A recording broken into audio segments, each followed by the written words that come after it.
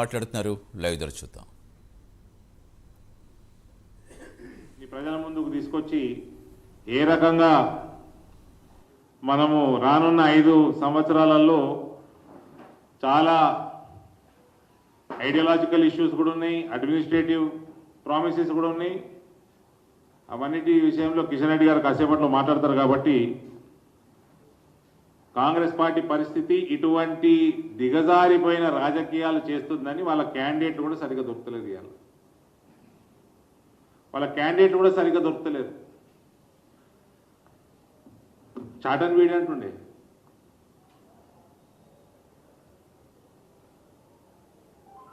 ఆ టైపు క్యాండిడేట్లను వేరే వాళ్ళ దగ్గరికి వెళ్ళి తీసుకొచ్చేసి పనికిమాలిన క్యాండిడేట్లను ఇవాళ టికెట్లు ఇచ్చే పరిస్థితికి వస్తున్నది కాంగ్రెస్ పార్టీ. రిజెక్టెడ్ బీడీల్ని చాటన్ బీడీ అంటారు. సో అటువంటి వాళ్ళని తెచ్చి ఇచ్చుకుంటుంది కాంగ్రెస్ పార్టీ టికెట్లు. వాళ్ళ ఉన్న కొద్ది గొప్ప సీనియర్ నాయకులు వాళ్ళందరూ కూడా అసెంబ్లీకి వెళ్ళిపోయినరు. Nobody is willing to contest parliament. అంటే వాళ్ళకి వాళ్ళ నాయకుడు రాహుల్ గాంధీ మీద ఎంత భరోసా ఉన్నది. సీరియస్ అండ్ సీనియర్ కాంగ్రెస్ మెన్కి వాళ్ళ రాహుల్ గాంధీ మీద ఎంత భరోసా ఉన్నది దీని బట్టి అర్థమవుతుంది. రానున్న కాలంలో కూడా rejection is what Congress is going to face in Telangana and rest of the country. ఇప్పుడు 40 పైన లోక్సభ సీట్లేమో ఉన్నట్టున్నాయి. అవి కాస్త 30కి పడతాయని నేను మీ అందరికీ ముందర చెప్తా ఉన్నా. Not even 30 seats they will get across India.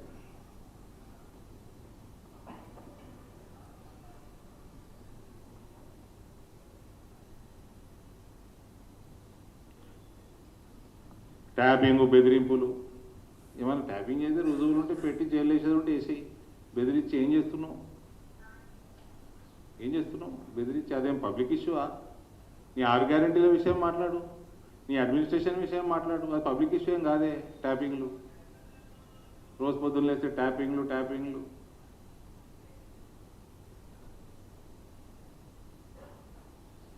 ప్రజా సమస్యల మీద మాట్లాడండి. అవి తప్పించుకొని తిరుక్కుంటా ఫోన్ ట్యాపింగ్ చేసిండు కేటీఆర్, ఫోన్ ట్యాపింగ్ చేసిండు కేసీఆర్.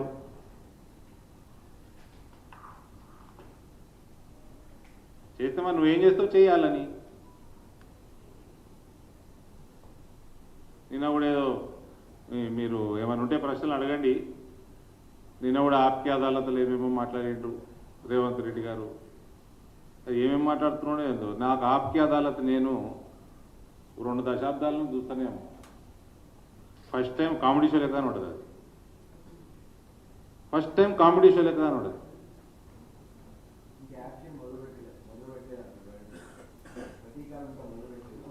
అది ఎందుకు మొదలు పెట్టలేదు? దానికి కూడా 100 రోజులు ఉంటాయా? దానికి ఏం బడ్జెట్ అవసరం లేదు కదా. దానికి ఎన్నికలకు కూడా అడ్డం రాదు కదా. దేనికోసం వెయిటింగ్? నువ్వు బడ్జెట్ కోసం వెయిట్ చేస్తున్నావా? బడ్జెట్ ఆఫర్ కోసం వెయిట్ చేస్తున్నావా ఏమన్నా?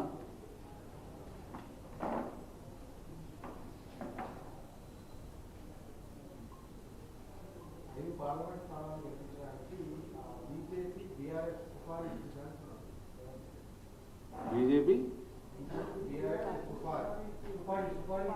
సుపారియా? ఈ భాష నాకు రాదు.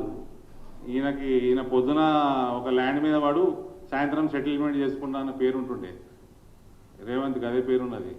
అది సుపారీ అంటే గదేనా? అలా సాయంత్రం సెటిల్మెంట్లు ఇచ్చేది సుపారే. 400 సీట్లు దాటినట్టున్నాయి ఎన్డీఏకి.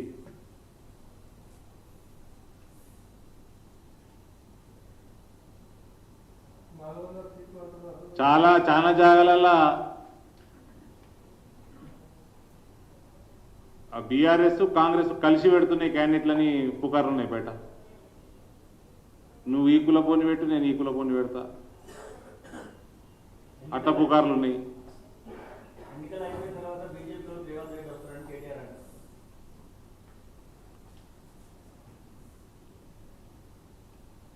సరే, ఇప్పుడు రేవంత్ రెడ్డి వయసు ఎంతండి? 54. నాకు 6 ఏళ్ళు పెద్ద అని. నాకు 53, 54 ఉంటాయి. నేను మంచి మిత్రుడే. ఆయనకి కనీసం 15 సంవత్సరాలు కనీసం ఇంకా రాజకీయ జీవితం, మంచి యాక్టివ్ రాజకీయ జీవితం ఉంది. రేవంత్ రెడ్డి యాక్టివ్గా చేస్తాడా అంటే కొన్ని అంశాలలో యాక్టివ్గా చేస్తాడు. నడిపిండు. నేను కూడా ఇంతకుముందు ఇంటర్వ్యూలో కూడా చెప్పినాను, కష్టపడ్డాడు. జెడ్పీటీసీకి వెళ్ళి అదేదో ఎమ్మెల్సీకి వెళ్ళి పార్టీలు మారి ఇదాకా ఇలా ఇడికి వచ్చిండు. పార్టీలు మారినందుకు ఆయన పార్టీ వాళ్ళు యాక్సెప్ట్ చేస్తలేరు ఆయనని, అది వేరే విషయం. కానీ కొట్లాడి చేసిండు, ఆయన వల్ల అయింది చేసిండు, యాక్టివ్గా చేసిండు, వచ్చిండు. ఈయనకి 15 సంవత్సరాలు నాకు కనబడుతుంది రాజకీయ జీవితము, కానీ నాకు కాంగ్రెస్ పార్టీకి కనబడతలేదు. కాంగ్రెస్ పార్టీకి ఫ్యూచర్ కనబడతలేదు నాకు. కాంగ్రెస్ పార్టీకి this is going to be the last election. ఇందులో కూడా it is not a serious opponent.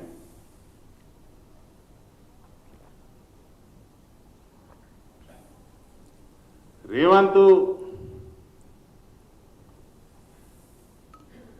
కేటీఆర్కి ఎందుకు అనిపించిందో అట్లా, మరి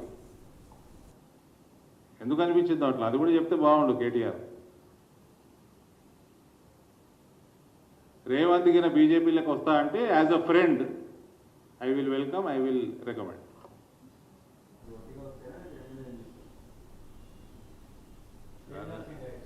నేను ఫ్రెండ్గా అని చెప్పిన, అది తీసుకునేది ఎవరిని తీసుకొస్తే ఎవరిని తీసుకోవాలన్నది మొన్న అడ్డగారు డిసైడ్ చేస్తారు, కిషన్ రెడ్డి గారు డిసైడ్ చేసుకుంటారు. నేను యాజ్ అ ఫ్రెండ్ అని చెప్పిన, అందుకనే ముందే I will recommend. Is an active person, there is no doubt. And I will tell you, అసమర్థ ప్రభుత్వం అన్న నేను, రేవంత్ రెడ్డి అసమర్థుడు కాదు. కాంగ్రెస్ పార్టీలు ఉంటే ఇంకా అసమర్థుడు తయారవుతారు ఆయన. కాంగ్రెస్ పార్టీలు ఆయన పని చేయనియరు. ఉన్న ఫండ్ అంతా కూడా ఖమ్మం అయినా నల్గొండ అయినా ఎత్తుకపోయిందని, రైతు బంధు కూడా సరిగ్గా ఇస్తలేరు ఇవాళ. అవునా బ్రదర్? రైతు బంధే ఇస్తలేరు. ఆ ఫండ్ కేసీఆర్ మిగిలిచిపోయాడు. అది మన దాని డిస్బర్స్మెంట్ ఉండే ఎలక్షన్కి కరెక్ట్ కొన్ని 2-3 రోజుల ముందర, అప్పుడు ఎలక్షన్ కమిషన్ ఆపినట్టుంది కదా, ఆపిన ఫండ్ ఖమ్మం అయినా నల్గొండ అయినా ఎత్తుకపోయాడు అని మంత్రులు.